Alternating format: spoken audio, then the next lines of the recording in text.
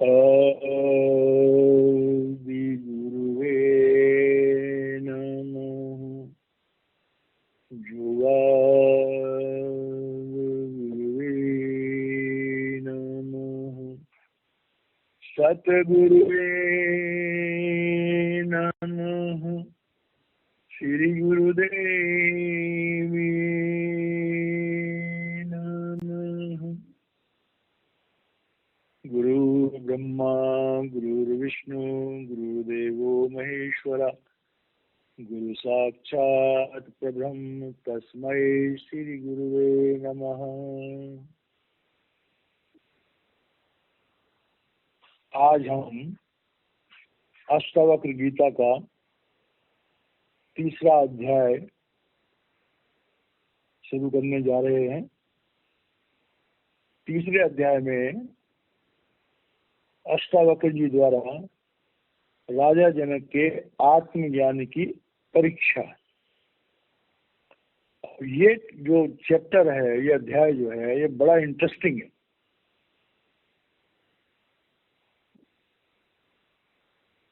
ये सारे जितने भी आत्मज्ञान प्राप्त करने की इच्छा रखते हैं उन सब के लिए बड़ा इम्पोर्टेंट है। और ये एक ऐसा सब्जेक्ट है जिसमें सारे ऋषि मुनि गुरु ज्ञानी आत्मज्ञानी ब्रह्मज्ञानी ब्रह्मवेता जो मर्जी अपने आप को कहते हैं, सिर्फ एक समर्थ सदगुरु को छोड़ के अध्यात्म जगत में जितने भी पदवियां हैं उनकी यही अवस्था है जो अब इस अध्याय में हम लोग पढ़ेंगे। राजा जनक को पहले अध्याय में राजा जनक के प्रश्न के द्वारा अष्टावक्र जी ने आत्मज्ञान की विधि समझाई, उन्हें प्रैक्टिकल मेडिटेशन के द्वारा उनको अंदर की चढ़ाई दी, अपनी तवज्जो देके।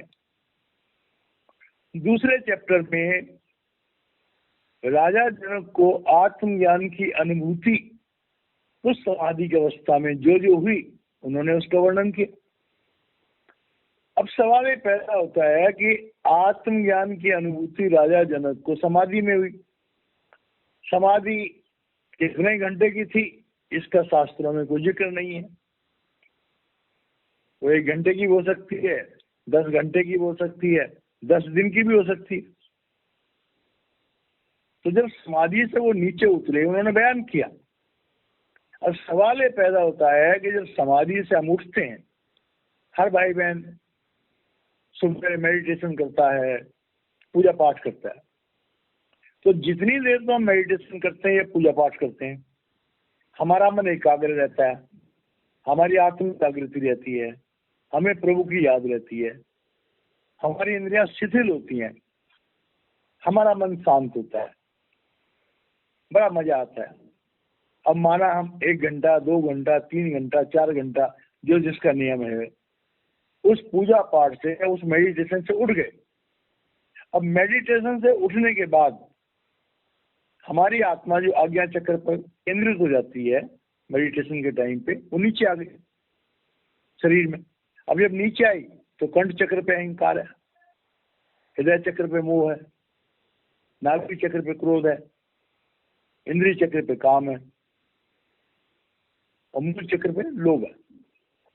तो जब हम वापस अपने नॉर्मल रूप में आते हैं तो ये सारे चक्र एक्टिवेट हो जाते हैं और ये सारे जो वासनाएं हैं, दुर्गुण हैं, 5 विकार हैं, ये जागृत हो जाते हैं। क्योंकि कोई आदमी अगर माना कोई बहुत बड़ा सेठ है तो 2 घंटे मेडिटेशन में रहा, तो जैसे मेडिटेशन से नीचे उतरेगा अपने काम करने का, दुनिया के जो भी काम है, चाहे उसके व्यापार है चाहे उसकी नौकरी है, उसमें लगेगा। तो उस वातावरण में उसका दोबारा से मन जो है रम जाएगा। अब जब मन रम गया तो उस समय में उसको जो आत्मज्ञान की अनुभूति है, तो जरूरी बात है उसकी विस्मृति हो जाएगी। अब उसी का यहाँ जिक्र कर रहे हैं। बड़ा बहुत गजब प्रश्न है।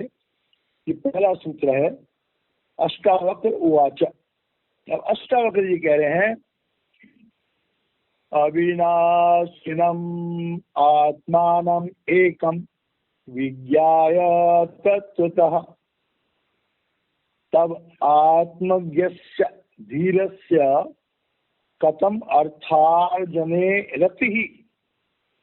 अब राजा जनक जो है वही राजा है।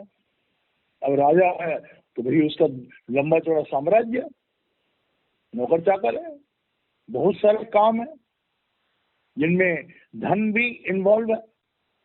अब अष्टावक्र जी देख रहे हैं कि राजा जनक समाधि से उतर गया। उतरने के बाद फिर अपने कामकाज में लग रहा है, क्योंकि ये चर्चा को 1 घंटे की या 1 दिन की थोड़ी ही है। राजा जनक के साथ में अष्टावक्र जी की जो चर्चा है, ये इस ग्रंथ को देख के लगता है कि काफी दिनों तक ये चर्चा चली है। ऐसा नहीं, आत्मज्ञान तो ठीक है, जैसे हम महाराज जी से नाम ना लेते हैं तो 1 मिनट में हमें शब्द और प्रकाश की अनुभूति हो जाती है, लेकिन जैसे ही नामदान खत्म होता है वो हमें जो अनुभूति होती है वो गायब हो जाती है। उसके बाद हमें अपने जीवन को उतना डेवलप करना पड़ेगा कि उस अनुभूति को हम मेंटेन करें। उसी को भजन सिमरन कहते हैं। अब राजा जनक ने एक बार तो आत्मज्ञान की अनुभूति कर ली, लेकिन राजा जनक ने जो अनुभूति करी वो अष्टावक्र जी की तवज्जो के कारण से, उनकी शक्ति के कारण से राजा जनक ने आत्मज्ञान की अनुभूति करी। अब उसकी आत्मा जब नीचे उतरी तो उसकी अपनी ओरिजिनल अवस्था में राजा जनक पहुंच गए। अब राजा जनक को अष्टावक्र जी देख रहे हैं कि वो फिर कामकाज में लग गए। ये लगता है ये चर्चा बहुत लंबे समय तक चली होगी। अष्टावक्र जी राजा जनक के वहां रुके होंगे और ये चर्चाएं चलती रही होंगी। तभी तो करीब 300 श्लोक हैं, 300 सूत्र हैं, जो कोई 1 घंटे में थोड़े या 1 दिन में थोड़े बोले गए होंगे कोई। तो इस तरह से अब राजा जनक को अष्टावक्र जी कह रहे हैं कि है जनक, कि जब तूने अविनाशिनम आत्मानम एकम विज्ञाय तत्वतः, क्या जनक तू जब समाधि में था तो तूने उस आत्म तत्व को, उस अविनाशी आत्मा को उसके वास्तविक रूप में तूने देखा। और उसका इकबाल राजा जनक ने पहले कर दिया था। अब कहते हैं भैया जब तूने आत्मज्ञान प्राप्त कर लिया तो कह तब आत्मज्ञस्य, अब कहना तुम तो आत्मज्ञानी हो, धीरस्य, और तुम्हारे अंदर धैर्य, तुम्हारा मन ठहर चुका है। तो कह रहे हैं कथम अर्थार्जने रति ही। अब एक जो सच्चा सन्यासी होता है उसको क्या दुनिया से। अब राजा जनक फिर अपने दरबार में देख रहा है कि मेरा धन का क्या हिसाब किताब है, मेरे टैक्सों का क्या हिसाब किताब है, पैसा कहाँ से आएगा। तो इस बात को जब अष्टावक्र जी ने नोट किया तो जब शाम को उनकी गोष्ठी हुई होगी तो उन्होंने कहा होगा कि जनक तूने तो आत्मज्ञान प्राप्त कर लिया, तुझे तो बड़ा, अभी तू कह रहा था कि मैंने आत्मज्ञान प्राप्त कर लिया, मैंने ये देख लिया, मैंने वो देख लिया। तो कह रहा है फिर तो अपने राजपाट में लग गया, फिर तो अपने राजपाट में लग गया, फिर तुझे के कथम अर्थार्जने रति ही, दोबारा ये धन दौलत इकट्ठे करने का जो तेरा प्रोग्राम तू बना रहा है, इसमें तेरी आसक्ति फिर क्यों है? क्या तू सचमुच में आत्मज्ञानी है? अगर तू आत्मज्ञानी है तो फिर भैया ये दुनिया के इस नश्वर दौलत के लिए अविनाशी दौलत तेरे पास आ गई है, तो तेरे को फिर इसमें रति क्यों? तो ये राजा जनक की कोई गलती नहीं है। राजा जनक आत्मज्ञानी बना अष्टावक्र जी की कृपा से, उतनी देर जितनी देर अष्टावक्र जी की तवज्जो राजा जनक को मिलती रही। अब उनकी आत्मा नीचे आ गई है, उनकी अपनी सामर्थ्य है नहीं कि दोबारा जो है पिंड और ब्रह्म से पड़ी जाए। तो राजा जनक को उसकी असली हैसियत, उसकी आध्यात्मिक अवस्था, या जनक तूने कहा तो है कि मैं आत्मज्ञानी हो गया हूँ, लेकिन वो प्रभु कृपा से थी। ये तो नहीं कहते गुरु मेरी कृपा से है, कह रहे प्रभु कृपा से हुई है। तू अभी उतना पढ़ा लिखा नहीं है, अध्यात्म में अभी तू इतना आगे नहीं है। अब अगले में क्या कहते हैं, आत्म अज्ञानात अहो प्रीतिर विषय भ्रम गोचरे सुप्ते अज्ञानते लोभो यथा रजत विभ्रमे। अब कह रहे हैं देख कि जनक, असल में अभी तेरी अवस्था क्या है? तेरी अवस्था है कि आत्म अज्ञानात अहो प्रीतिर। कह रहे हैं तू अभी आत्मज्ञान में निष्ठ नहीं हुआ, तुझे आत्मज्ञान की झलक मिली है। क्योंकि आत्मज्ञान की, अगर तुझे आत्मज्ञान में स्थित हो जाता तो आने के बाद में कि विरसया ब्रह्म गोचरे, इस संसार की जो वासनाएं हैं, इस संसार का जो सारा धंधा है, मैं राजा हूं, मेरा खजाना है, मेरा साम्राज्य है, ये तेरे को फिर दोबारा याद आ गया। फिर तू अपने आप को, पहले तो कह रहा था कि मैं ब्रह्म ज्ञानी हो गया हूँ, मैं प्रभु रूप हो गया हूँ, सारा ब्रह्मांड मुझ में समाया हुआ है, मैं सारे ब्रह्मांड में समाया हुआ हूँ। और जैसे नशा उतरा और फिर तो एक साधारण इंसान बन गया। फिर तू अपने दुनिया के जो विषय विकार हैं, दुनिया के जो स्वाद हैं, राजमहल है, बढ़िया से बड़े खाने बनने शुरू हो गए। 2 दिन राजा जनक ने हो सकता है खिचड़ी खाई हो जब तक उसको प्रैक्टिस चल रही थी, बाद में फिर अपने उसी तरह के राजभोजों पे आ गया। तो अष्टावक्र जी टोक रहे हैं कि जनक फिर आ गया तू, फिर अपने मन इंद्रियों के स्वाद में चला गया। और कह रहे तेरा हाल क्या हो गया कि सुप्ते अज्ञान तो लोभो यथा रजत विभ्रमे। कह रहे हैं जैसे कि एक सीप होती है, तो सीप दूर से देखने में चांदी की लगती है। तो जो लोभी आदमी होता है और अज्ञानी आदमी होता है, वो उस सीप की तरफ दौड़ता है कि भाई ये तो चांदी है, इसे उठा लो, इसकी बहुत बड़ी कीमत है। तो इसका आंतरिक मतलब क्या हुआ? क्या जनक, तो इस संसार की जो वासनाएं हैं, जो एक सीपी की तरह हैं, दूर से देखने में ये बड़ी अच्छी लगती हैं। जैसे दूर से देखने में सीपी में चांदी का अनुभव होता है, चांदी कीमती होती है। तो कह रहे हैं इन दुनिया की वासनाओं में, इन दुनिया की लज्जतों में, इन दुनिया के काम क्रोध लोभ अहंकार में, इन दुनिया के रिश्तों में, दुनिया की झूठी प्रीति में तो फिर अट्रैक्ट हो गया। तो समझ में नहीं आ रहा है कि ये सब कुछ नासवान है, ये सब धोखा है। अभी तो कह रहा था कि मैंने आत्मज्ञान में देखा कि संसार धोखा है, और उस धोखे में खुद फंस गया तुम्हारा। तो ये अवस्था राजा जनक की नहीं है, समस्त ब्रह्मांड की है। जितने मर्जी साधु महात्मा ज्ञानी ब्रह्मवेता, बड़ी बड़ी पदवियां हैं, बड़े बड़े अपने आप को कहते हैं मैं इतना ज्ञान, धुआंधार अध्यात्म की चर्चा करते रहते हैं। लेकिन जैसे ही वो उनकी अवस्था चर्चा करने की, ध्यान की हटती है, थोड़ी देर के बाद इंद्रियों में आ जाते हैं। और ये हाल आज नहीं है, ऋषि पार्थ कितने उच्च कोटि के ऋषि थे, ब्रह्म तक उनकी पहुंच थी, आए काम वासना में फंस गए। ऋषि विश्वामित्र, श्रृंगी ऋषि। और आज भी तुम देखो तो बड़े बड़े अपने आप को ब्रह्मवेता कहने वाले, जिनके लाखों लाखों शिष्य हैं, अगर उनकी व्यक्तिगत जिंदगी को देखो तो व्यक्तिगत जिंदगी में वो अपनी काम वासनाओं को या अपने दूसरे जो शौक हैं उनको वो छोड़ नहीं पाते, वो विरक्ति नहीं होती है।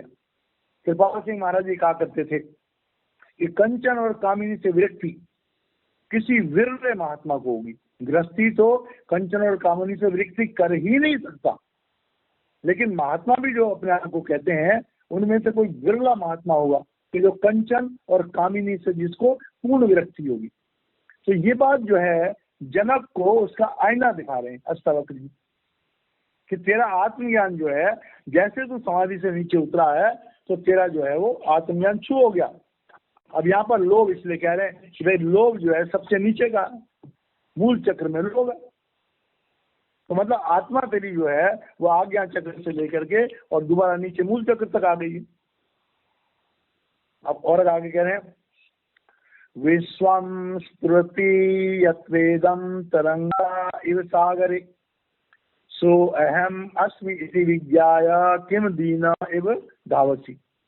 अब कह रहे हैं कि भाई जैसे अब उनका साधारण जीवन हो गया, तो कह रहे हैं कि विश्वम स्फुरति यत्वेदं तरंगा इव सागरे, कहते हैं भगवान का जो विधान बना हुआ है, ये संसार बना हुआ है, इस संसार में जो विभिन्नताएं हैं, इस संसार में प्रभु की जो रचनाएं हैं वो प्रकट होती रहती हैं तरंगों की तरह से। ये समुद्र में तरंगें उठती हैं, तो इस दुनिया में देख लो, चाहे वनस्पति हो, चाहे इंसान हो, सबके बच्चे पैदा हो रहे हैं, सबकी तरक्की हो रही है, सबका उद्गम हो रहा है। तो कह रहे हैं कि जैसे इस संसार में ये तरंगें उठ रही हैं, वो चीजें उत्पन्न हो रही हैं, उसके बाद उनका डेवलपमेंट हो रही है, फिर उसके बाद वो उसमें विलीन हो रहे हैं। संसार का जो नियम है वो भाई ब्रह्मा करोति दीर्घायु, विष्णु करोति संपदा, शिव करोति कल्याण। गणपति पूजिए ना। ब्रह्मा जी जो है वो उत्पत्ति का उनका डिपार्टमेंट है, विष्णु भगवान का उनको पालन का डिपार्टमेंट है, और भगवान शिव को जो है उनका संहार का डिपार्टमेंट है। तो कह रहे हैं ये संसार का, संसार रूपी समुद्र जो है, संसार रूपी माया जो है, संसार रूपी प्रभु की जो लीला है, इसमें जिस ढंग से चीजें उत्पन्न होती हैं, वो डेवलप होती हैं और उनका नाश हो जाता है। तो कह रहे हैं सो अहम अस्मि इति विज्ञाय, कि जैसे इस राज को तुमने क्या जान लिया है।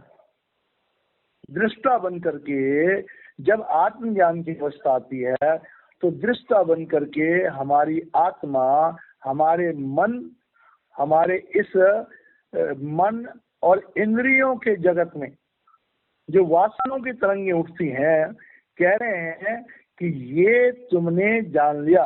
सो अहम अस्मि इति, कि वो मैं ही हूँ, वो मैं ही हूँ, मतलब मैं शुद्ध चेतन आत्मा हूँ, और इस संसार की समस्त जो प्रभु की लीलाएं हैं उनमें वो चेतन सत्ता है। तो कह रहे हैं कि जब तुमने ये बात जान ली कि मैं प्रभु का अंश हूँ, मैं निरोध चेतन आत्मा हूँ, मैं अविनाशी आत्मा हूँ, मैं अविनाशी परमात्मा का अंश हूँ, कह रहे हैं जब जब तुमने ये जान लिया किम दीना इव धावसी। अब कह रहे हैं कि भाई आत्मज्ञान के बाद क्या, अभी वो अपना राज का काम भी तो करेंगे, जाएंगे, मंत्रियों से मिलेंगे, अपना जो आर्थिक अवस्था राज्य की है बहुत सारे काम करेंगे, उसमें कई चीजों की जरूरत भी होती है। राजा है वो बांटता है, लेकिन बांटते का अपने खजाने के लिए उसको भी तो कुछ करना पड़ता है, राजा को भी तो पैसे की जरूरत होती है। तो कह रहे हैं कि तू कहता है कि मैं आत्मा हूँ, मैं प्रभु का अंश हूँ, तो कह रहे हैं इस संसार के इस जो फैलावट है इसमें अभावग्रस्त की तरह से तुम दौड़ रहे हो। अब अभावग्रस्त क्यों है? हमें भोजन भी चाहिए, हमें साफ सुथरे कपड़े भी चाहिए, हमें सोने के लिए बिस्तर भी चाहिए, हमारी जरूरतें हैं। अब जरूरतें किसकी हैं? हमारे शरीर की हैं और हमारे मन की हैं। तो इसका आंतरिक मतलब ये है कि भाई जब तू त्रिगुणातीत अवस्था में पहुंच गया तो अब तो इंसानों की तरह से इस संसार में, क्योंकि अभाव जो है वो तो सम्राट को भी होता है, प्राइम मिनिस्टर को भी होता है, प्रेसिडेंट को भी होता है। कोई संसार में ऐसा इंसान नहीं जिसकी सारी इच्छाएं पूरी हो जाएं, कहीं ना कहीं कोई ना कोई इच्छा तो अधूरी रह जाती है। तो जनक की अवस्था जब वो एक साधारण राजा की तरह से दोबारा देख रहे हैं तो वो उसको याद दिला रहे हैं कि भाई तू उस बात को याद रख कि तू चेतन आत्मा है। आगे कह रहे हैं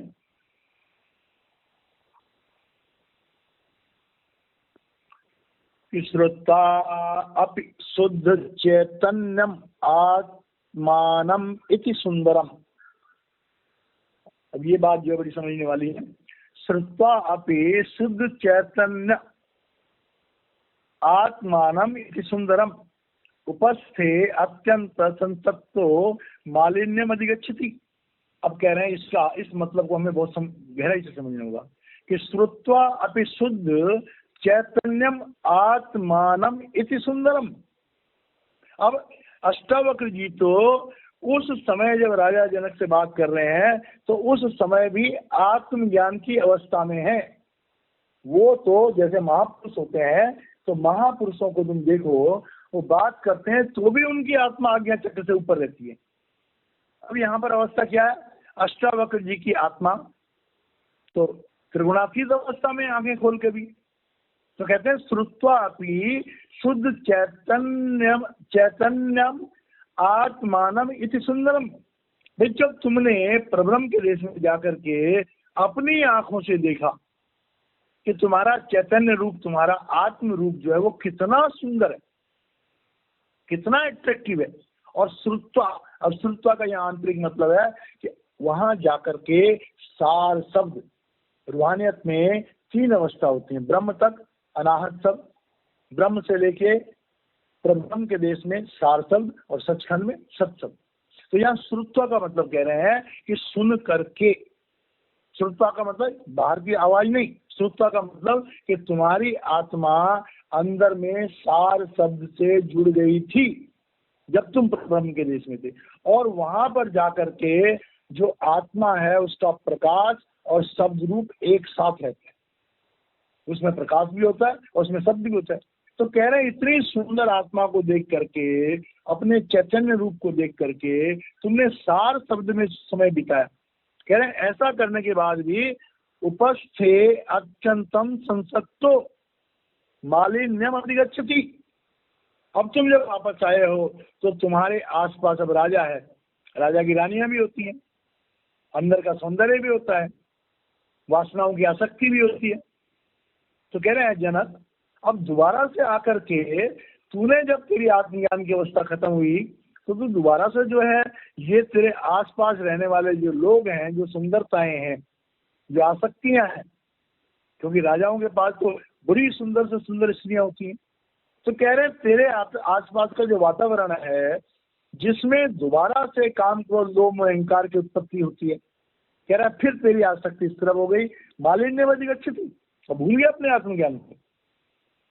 जो आत्मज्ञान तुझे हुआ था, फिर अब देखो आत्मज्ञान हो गया, तो उसके बाद उसकी अगर माना रानी है, अब रानी के साथ बैठा है, रानी के साथ में बैठा है, जरूरी बात है कि वासनाओं का अटैक होगा। अब रानी के साथ विहार कर रहा है, अब रानी के साथ विहार करेगा तो आत्मज्ञान तो छूमंतर हो ही जाएगा।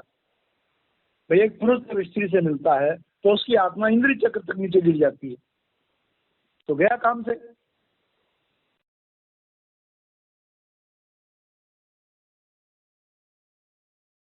और स्त्री का पुरुष से कोई भी आसक्ति होती है, चाहे मन से हो, चाहे वचन से हो, चाहे कर्म से हो, तो हमारी आत्मा आज्ञा चक्र से फिसल करके और इंद्रिय चक्र पे आ जाती है, सारा ज्ञान छूमंतर।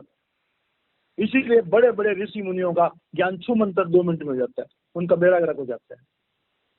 तो कह रहे हैं कि भाई तू इतना बड़ा ज्ञानी है, इतना तूने पहुंच गया, और आकर के फिर दोबारा तेरे आसपास का जो वातावरण है, जो वासनाओं का, जो अट्रैक्शन का, जो लज्जतों का वातावरण है, मैं देख रहा हूं कि दोबारा से तेरा मन मालिन्य हो गया है, तू अपनी श्रेष्ठता को भूल गया है, और फिर तू जो है एक साधारण इंसान की तरह से मन इंद्रियों की गुलामी तेरे में मुझे महसूस हो रही है। गुरु जो है एक तरह से चेतावनी है हम सब लोगों के लिए, सारे सत्संगियों के लिए चेतावनी है कि अध्यात्म जो है कोई घंटा, 2 घंटा, 3 घंटे का काम नहीं है। अध्यात्म तो है जितनी देर हम जागृत अवस्था में, जब तक हमारी आत्मा सुप्त अवस्था में न चली जाए, जागृत अवस्था में हर घड़ी हर पल हमें अपने मन का दृष्टा होना पड़ेगा, अपना निरीक्षण करना पड़ेगा, एक एक पल अपने जीवन को देखना पड़ेगा, अपने जीवन का ऑडिट करना पड़ेगा। अगर हम एक पल के लिए भी, कृपाल सिंह महाराज जी कहा करते थे कि एक पल के लिए भी प्रभु को भूल जाना काल के दायरे में आना है, एक पल में हमारा बेड़ा गर्क हो सकता है। और इसी कारण से बड़े बड़े ऋषि मुनियों का बेड़ा गर्क हो गया। आगे कह रहे हैं सर्वे भूतेषु च आत्मानं सर्वभूतानि च आत्मनि मुनिर जानत आश्चर्य ममत्वम अनुवर्तते। अब कह रहे हैं कि वे संसार में जो है कि जब आत्मज्ञान की अवस्था आती है तो कह रहे हैं सर्वभूतेषु च आत्मनि, वो ज्ञानी जो है देखता है समस्त ब्रह्मांड मुझ में स्थित है, सर्वभूतानि च आत्मनि, और समस्त भूतों में वो अपनी अनुभूति करता है। क्यों? उस घड़ी वो प्रभु के उस शब्द से जुड़ गया। अब इसके एग्जाम्पल ले लो। घर में हमारी लाइट है, बिजली है, अगर हम स्विच ऑन करेंगे तो लाइट जल जाएगी, और स्विच ऑफ करेंगे तो लाइट बुझ जाएगी। अब माना हमारा स्विच ऑफ है और घर में अंधेरा है, और हम कह रहे अरे लाइट क्यों नहीं आ रहा है, वे स्विच ऑन कर लो। तो जब हमारी तवज्जो नीचे के चक्रों से उठ करके ऊपर के चक्रों में आती है तो हमारा शब्द भी शुरू हो जाता है और प्रकाश भी शुरू हो जाता है। जैसे आत्मा नीचे आती है तो स्विच ऑफ हो जाता है, आत्मा हृदय चक्र से ऊपर जाती है तो स्विच ऑन हो जाता है। तो कह रहे हैं, इसी तरह से कह रहे हैं कि भाई तुझे ये तो पता लग गया था, और खुद ही कह रहा था अष्टावक्र जी जनक को कह रहे हैं, तुम कह रहे थे कि मुझे अनुभूति हुई, सारा ब्रह्मांड मुझ में है, मैं सारे ब्रह्मांड में स्वामी हूँ, शामिल हूँ। तो कह रहे हैं कि मुने जानता, ए जनक तूने इस बात को जान लिया, आश्चर्य ममत्व अनुवर्तते, और इतना जानने के बाद फिर दोबारा तेरे मन में मोह ममत्व पैदा हो गया। क्या? ये शरीर मेरा है, ये राज मेरा है, ये महल मेरा है, ये पत्नी मेरी है, ये धन मेरा है, फिर तू आ गया उसी चक्कर में। तो यहाँ पर ये चेतावनी है। अष्टावक्र जी कह रहे हैं कि जो मैंने तुझे आत्म अनुभूति कराई है, उस आत्म अनुभूति की अवस्था में कंटिन्यूअस रहने की कोशिश करो। ये एक तरह से अष्टावक्र जी की तरफ से राजा जनक को चेतावनी है। और गुरु भी यही कहता है कि मैंने तुझे जो आत्मज्ञान दिया है वो मैंने कोई अलमारी में रखने के लिए नहीं दिया। हर घड़ी हर पल अपने उस आत्मज्ञान की अवस्था से जुड़े रहो। अगर तुम अपनी आत्मज्ञान की अवस्था से नहीं जुड़े रहोगे तो बहुत काम खराब होगा। आत्मज्ञान की अवस्था से जुड़ना अत्यंत आवश्यक है, और इसीलिए कहा जाता है हमारे जीवन में नित्य नेम होना चाहिए, हमारे जीवन में एक तरीका होना चाहिए, हमारे उठने का टाइम होना चाहिए, हमारा प्राणायाम का टाइम होना चाहिए, हमारा मेडिटेशन का टाइम होना चाहिए, हमें कितने बजे खाना खाना चाहिए, सवेरे कितने बजे शाम को खाना खाना चाहिए, उसका टाइम होना चाहिए, हमें क्या खाना चाहिए क्या नहीं खाना चाहिए उसका नियम होना चाहिए, हमें किससे बात करनी चाहिए किससे बात नहीं करनी चाहिए उसका नियम होना चाहिए। जिस इंसान का कोई नियम नहीं होता है, कहते हैं जिसका कोई नियम नहीं है उसकी हालत तो उस पेड़ की तरह है जो नदी के किनारे पर खड़ा है और पानी जो है उसकी जड़ों की मिट्टी को काट रहा है। किसी भी टाइम जो पेड़ है वो गिर जाएगा। तो इसलिए बिना नियम धर्म का जो इंसान है उसकी जिंदगी हर समय खतरे में है।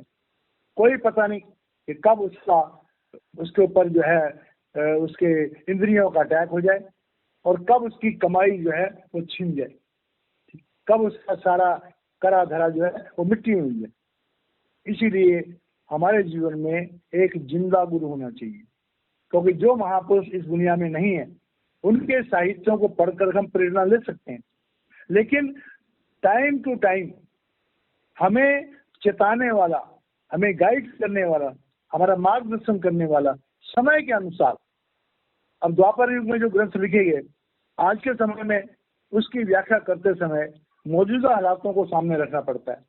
लेकिन किताबें जो है ये काम नहीं कर सकती, ये काम एक जिंदा सदगुरु कर सकता है। इसलिए जिंदा सदगुरु हमारे जीवन में जरूर होना चाहिए। बिना जिंदा सदगुरु के हम हमेशा खतरे में रहते हैं। और वो सदगुरु जो है आत्मज्ञानी होना चाहिए, हमें उसका कहना मानना चाहिए, हमें रोज सत्संग सुनना चाहिए, हमें रोज भजन सिमरन करना चाहिए, और हो सके हमें रोज अपनी गलतियों का एक डायरी भरनी चाहिए, आत्मनिरीक्षण करना चाहिए कि मैं अपना समय कैसे बिता रहा हूँ। गलतियां इंसान से होती हैं, अगर वो गलतियां होती हैं तो उन्हें हमें नोट करना चाहिए। नोट करने के बाद हमें कोशिश करनी चाहिए कि जो गलती मैंने आज करी है वो गलती मैं कल ना करूं। क्योंकि गलती इंसान से होती है, लेकिन गलतियों को बार बार करना जो है वो इंसान के लिए ज्यादा अच्छा नहीं है। उससे उसका समय भी वेस्ट होता है, उसकी आत्म जागृति में भी रुकावट आती है। तो इसलिए इन धर्म शास्त्रों का हमारे जीवन में बहुत बड़ा महत्व है, और हम परमात्मा का शुक्र करते हैं कि हमें इस तरह के पवित्र ग्रंथों का हमें जो साथ मिला है, और उन महापुरुषों को भी हम प्रणाम करते हैं जिनकी कृपा से हमें इस तरफ चलने की प्रेरणा मिलती है और जिससे हमें रूहानी लाभ मिलता है। तो यहाँ पर हमारा ये 5वां सूत्र खत्म होता है। 6वां सूत्र हम कल लेंगे। जय महाराज जी।